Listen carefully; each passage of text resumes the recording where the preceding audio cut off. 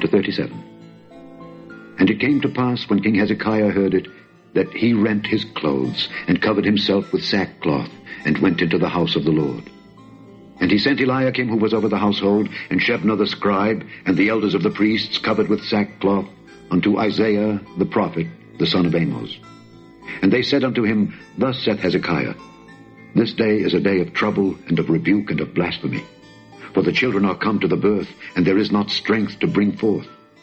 It may be the Lord thy God will hear the words of Rabshakeh, whom the king of Assyria his master hath sent to reproach the living God, and will reprove the words which the Lord thy God hath heard.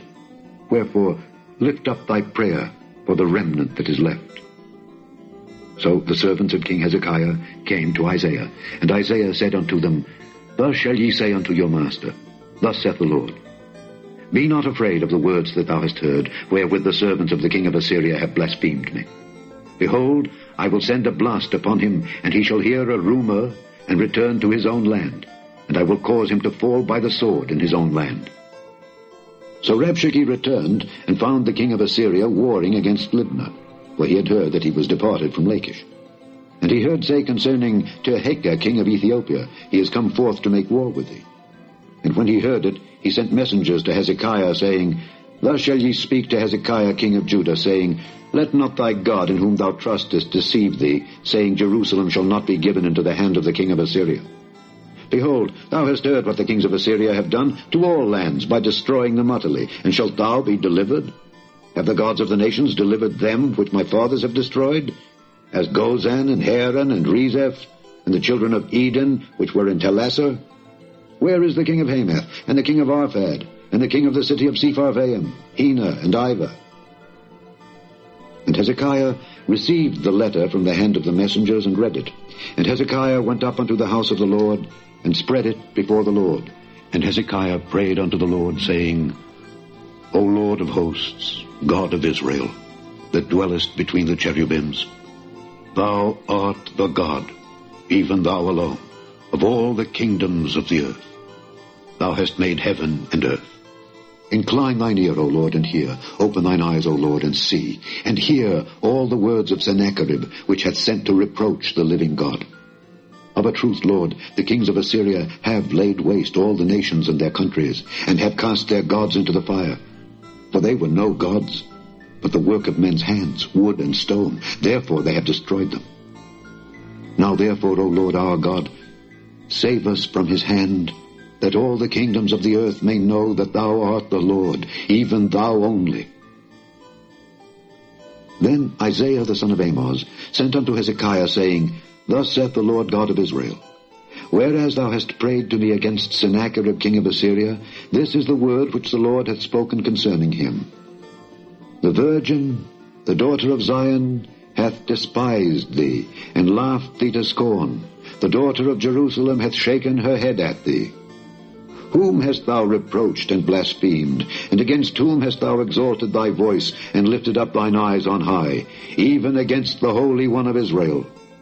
By thy servants hast thou reproached the Lord, and hast said, By the multitude of my chariots am I come up to the height of the mountains, to the sides of Lebanon, and I will cut down the tall cedars thereof, and the choice fir trees thereof, and I will enter into the height of his border, and the forest of his Carmel.